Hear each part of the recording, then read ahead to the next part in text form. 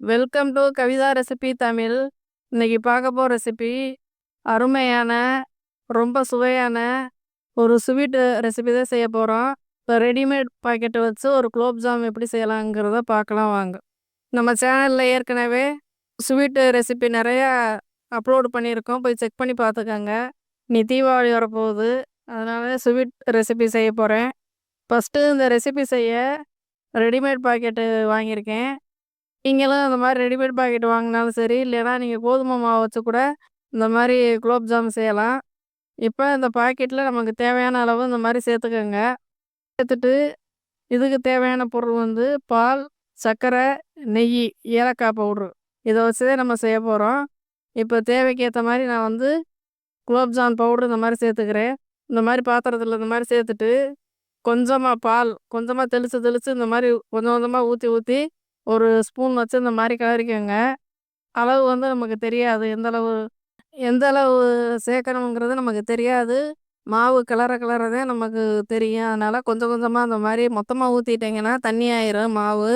அதனால் நீங்கள் கொஞ்சம் கொஞ்சமாக அந்த மாதிரி சேர்த்து நல்லா ஒரு முறுக்கு மாவு பக்குவத்துக்கு நல்லா இந்த மாதிரி பிசைஞ்சு எடுத்துக்கணும். இந்த மாவு வந்து சாஃப்டாக இருக்கும் ஏற்கனவே. நம்ம அதனால் பொறுமையாக மெதுவாக இந்த மாதிரி கிளறிட்டு பிசைஞ்சு வச்சுக்கோங்க.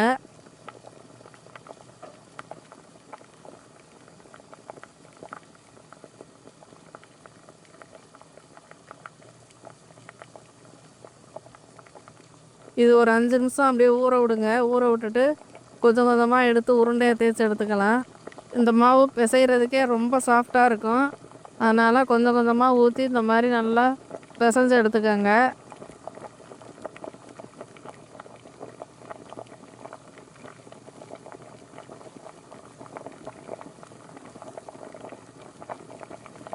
கொஞ்சமாக நெய் கொஞ்சம் சேர்த்து நான் பிசைஞ்சிருக்கேன். ஏன்னா கையிலெல்லாம் அப்படியே ஒட்டிக்கிட்டு வரும். அதனால் நீங்கள் வந்து இந்த மாதிரி பிசைஞ்சு வச்சுக்கோங்க. நான் கையில் வந்து எண்ணெயாவது நெய்யாவது லைட்டாக தடவிக்கோங்க. இல்லைன்னா மாவும் ரொம்ப சாஃப்டாக இருக்கிறதுனால நெய்யை தடவினோம்னா உருட்டுறதுக்கு வராது, கொஞ்சம் வளவளப்பாக இருக்கும். அதனால்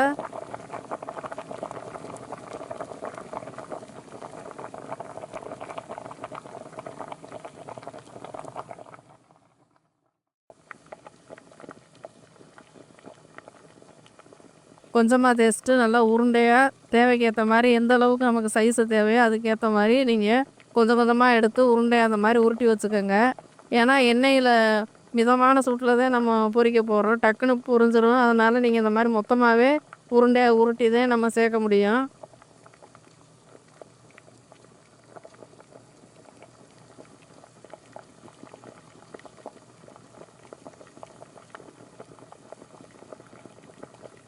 எந்த சைஸு உங்களுக்கு தேவையோ அதுக்கேற்ற மாதிரி நீங்கள் கூட்டி குறைச்சி மாவு எடுத்து இந்த மாதிரி ஒரே மாதிரி உருண்டையாக உருட்டணும். ஏன்னா ஒன்று பெருசாக ஒரு சின்னதாக உருட்டினோம்னா நம்ம எண்ணெயில் பொரிக்கிறப்ப ஒன்று வெந்திருக்கும், ஒன்று வேகாமல் இருக்கும். அதனால் நீங்கள் இந்த மாதிரி ஒரே மாதிரி உருட்டிக்கணும்.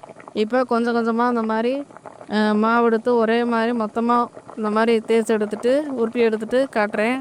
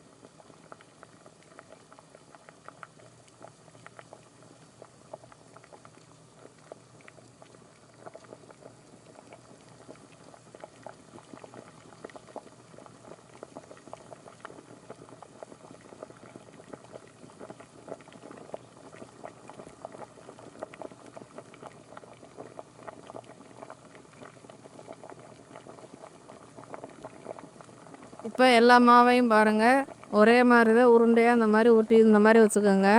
இப்போ எண்ணெயில் நம்ம பொரிச்செடுக்கணும். இப்போ எண்ணெய் வந்து ரொம்ப சூடாகிடக்கூடாது, மிதமான சூட்டில் தான் வச்சு பொரிச்செடுக்கணும். ஏன்னா இந்த உருண்டை வந்து எண்ணெயில் போட்ட உடனே டக்குன்னு கருகிக்கிறோம். அதனால் நீங்கள் முறுக்கு அந்த மாதிரி சுடுற மாதிரி காராப்பூந்தி இந்த மாதிரி பலகாரத்துக்கு நல்லா சூடாக இருக்கணும். இந்த குலோப் ஜாமுக்கு மட்டும் இந்த மாதிரி மிதமான சூட்டில் வச்சு தான் பொரிச்செடுக்கணும்.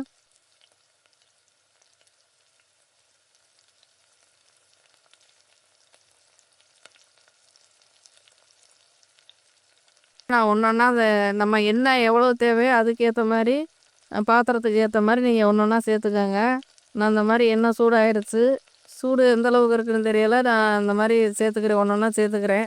கடாயில நெறைய ஊத்தி செஞ்சா ஃபுல்லா மூழ்குற அளவுக்கு டக்குன்னு பொரிஞ்சிரும். நான் கொஞ்சம் கொஞ்சமா தான் இந்த மாரி ஊத்தி செய்றேன்.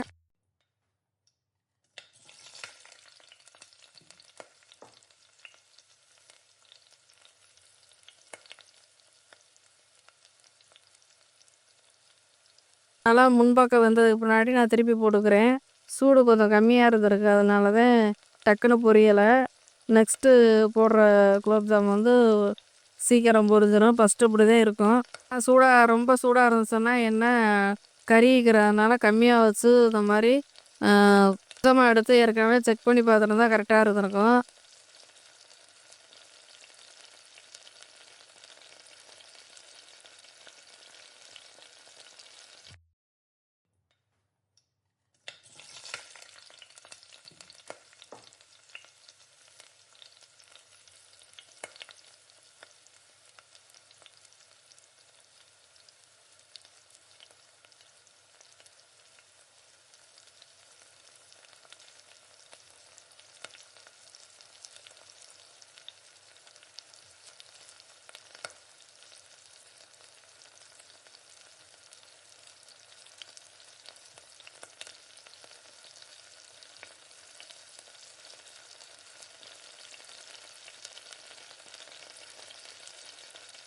செக் பண்ணாம அப்படியே மொத்தமா சேர்த்துட்டேன். அதனால 2வது தடவ நம்ம போடுறப்ப 3 3ஆ போட்டு எடுக்கலாம். ஏன்னா எண்ணெயும் கொஞ்சம் கம்மியா இருக்கு. அதனால ஒரு 3 உருண்டையா போட்டு பொரிச்சு எடுக்கலாம். இப்ப இந்த அளவுக்கு வெந்திருக்கு. இத வந்து இப்போ ஒரு தட்டுல மாத்தி எடுத்து வச்சுக்கலாம். இப்ப 2 பக்கமும் நல்லா திருப்பி விட்டு நல்லா வெந்துருச்சு. இப்ப ஒன்னொன்னா எடுத்து இந்த மாரி தட்டுல மாத்தி எடுத்து வச்சுக்கோங்க. எண்ணெய் கம்மியா இருக்கிறதுனால தான் உங்களுக்கு இந்த மாரி வந்துருச்சு. உருண்டையா இல்லாம கொஞ்சம் ஒரு மாதிரி.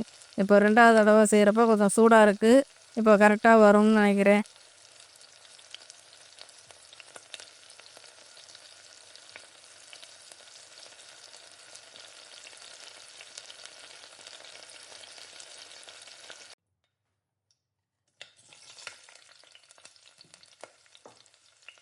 குலோப் ஜாம் வந்து நம்ம பொரிக்கிறப்ப இன்னும் எண்ணெய் அதிகமா தான் சேர்க்கணும்.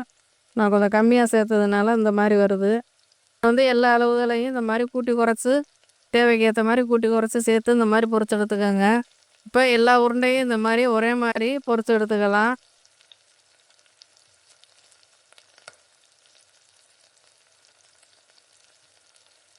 இப்ப எல்லா மாவையும் இந்த மாரி ஒன்னொன்னா சேர்த்து பொரிச்சுட்டு மொத்தமா ஒரு சர்க்கரை பாகு நம்ம ரெடி பண்ணி அதில ஊற வைக்கணும். இப்போ எல்லா உருண்டையும் இந்த மாரி உருட்டி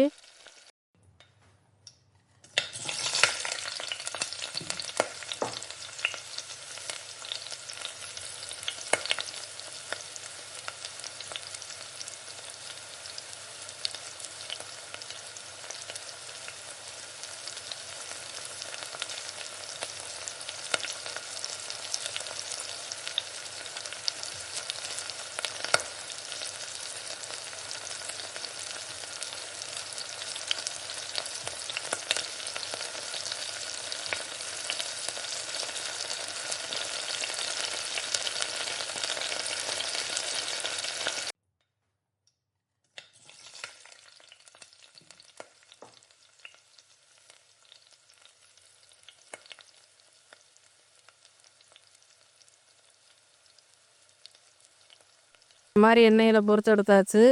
கடைசியா ஒரு 3 உருண்டை இருக்கு. இதையும் பொரிச்சு எடுத்துக்கலாம். குலோப் ஜாம் பொரிக்கிறப்ப கவனமா ஸ்டவ்வ வந்து லோ ஃப்ளேம்லயே வச்சு பொரிங்க. பக்கத்திலே நின்னு ஒரு 2 நிமிஷத்திலே இது நல்லா பொரிஞ்சிரும். அதனால நீங்க உடனே இந்த மாரி திருப்பி திருப்பி போட்டு டக்குன்னு எடுத்துற வேண்டியதுதான்.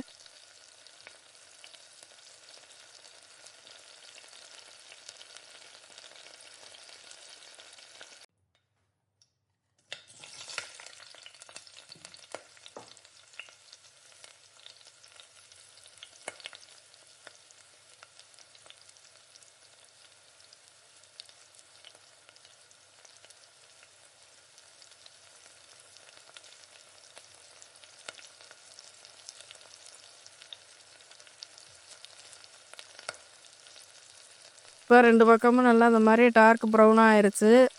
இந்த மாதிரி வர்றப்ப தான் நல்லா வெந்திருக்கும். அதனால் நீங்கள் இந்த மாதிரி தட்டில் மாற்றி எடுத்து வச்சுக்கோங்க. கொஞ்சம் கறியிறாமல் பார்த்து இந்த மாதிரி எடுத்து வச்சுக்கோங்க. ஒரு அருமையான குலோப்ஜாம் ரெடி ஆயிடுச்சு. இங்கிட்டு சர்க்கரை பாகு ரெடி பண்ணிக்கிடலாம். சர்க்கரை பாகுக்கு வந்து நான் அந்த டம்ளரில் 2 டம்ளர் சர்க்கரை எடுத்திருக்கேன். 2 டம்ளருக்கும் 1 1/2 டம்ளர் தண்ணி இல்லைன்னா 2 டம்ளர் தண்ணி வச்சுக்கோங்க. கரெக்டாக இருக்கும். நான் வந்து 2 டம்ளர் தான் சேர்க்க போகிறேன். 1 டம்ளர் சர்க்கரைக்கு 2 டம்ளர் தண்ணி கரெக்டாக இருக்கும். இது வந்து பாகுபதம் எதுவுமே தேவையில்ல. நல்லா கொதியணும். தண்ணி கொதிஞ்சு கம்பி பதமெல்லாம் தேவையில்ல. பிசுபிசுப்பு இருந்தால் போதும். ஸ்டவ் ஆஃப் பண்ணிக்கிடலாம். அதனால் இந்த மாதிரி நல்லா கரண்டியை வச்சு இந்த மாதிரி நல்லா கிளறி கொடுங்க.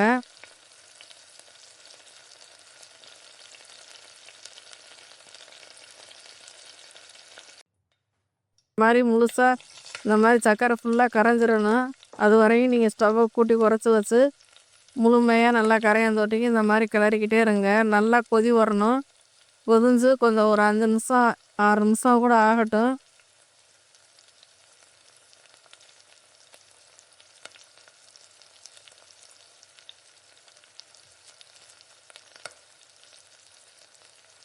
அது வரையும் வெயிட் பண்ணி நல்லா கிளறி கொடுத்துக்கிட்டே இருங்க. அந்த மாதிரி நல்லா கிளறி கொடுத்துக்கிட்டே இருங்க. நல்லா கொதிஞ்சு வரட்டும். ஒரு 10-15 நிமிஷம் ஆனாலும் பரவாயில்ல. ஸ்டவ்வை கம்மி பண்ணிவிட்டு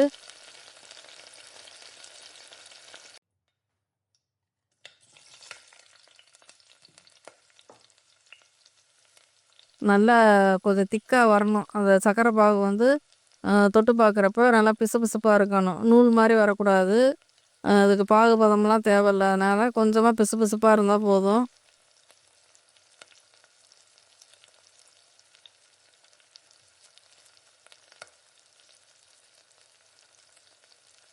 எப்பயுமே ஒரு ஸ்வீட் பண்ணணும்னா கொஞ்சமாக லைட்டாக தூள் சால்ட்டு சேர்க்கணும். அதுக்காண்டி நான் வந்து சர்க்கரை பாகில் வந்து லைட்டாக தூள் சால்ட்டு சேர்த்துருக்கேன்.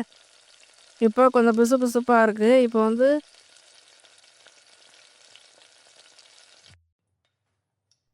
ஏலக்காய் பவுடர் சேர்த்துக்கலாம். ஏலக்காய் பவுடர் சேர்க்கலைன்னா நீங்கள் ஏலக்காயை கூட தட்டி சேர்த்துக்கோங்க. ஏன் சேர்க்குறோம்னா நல்ல ஃப்ளேவர் இருக்கும். அதுக்காண்டி சேர்க்குறது. இப்போ சர்க்கரை பாகும் ரெடி ஆயிடுச்சு. ஸ்டவ்வை ஆஃப் பண்ணிக்கிடலாம். இது ஒரு 5 நிமிஷம் 6 நிமிஷம் நல்லா ஆற விட்டுட்டு கொஞ்சம் மிதமான சூடாக இருக்கிறப்ப நம்ம ஒவ்வொன்றா சேர்த்துக்கலாம். அந்த பாத்திரத்தில் எல்லாத்தையும் அந்த மாதிரி எடுத்து வச்சுட்டு அந்த சர்க்கரை இது கூட முழுகிற அளவுக்கு இந்த மாதிரி ஊற்றிக்கங்க. ஒரு 10 நிமிஷம் நல்லா ஊறட்டும். ஊறினா தான் சாஃப்டாக இருக்கும். இல்லைன்னா கொஞ்சம் ரஃப்பாக தான் இருக்கும். அதனால் ஊறட்டும். ஊறினதுக்கு முன்னாடி சாப்பிடுங்க. இப்போ ஒரு அருமையான குலோப்ஜாம் ரெடி ஆயிடுச்சு. இப்போ தீபாவளி பண்டிகைலாம் வருது. எல்லார் வீட்லேயும் குலோப்ஜாம் இல்லாமல் இருக்காது. நீங்கள் நம்ம வீடியோ பார்த்து செஞ்சு சாப்பிடுங்க. ரொம்ப நல்லாயிருக்கும். நிறையா ஸ்வீட் வீடியோ போட்டிருக்கோம். செக் பண்ணி பாருங்கள். ரொம்ப நல்லாயிருக்கும். இந்த வீடியோ பிடிச்சிருந்தா லைக் பண்ணுங்கள், ஷேர் பண்ணுங்கள். மறக்காமல் சப்ஸ்கிரைப் பண்ணிடுங்க. ஹைப் பண்ணிடுங்க.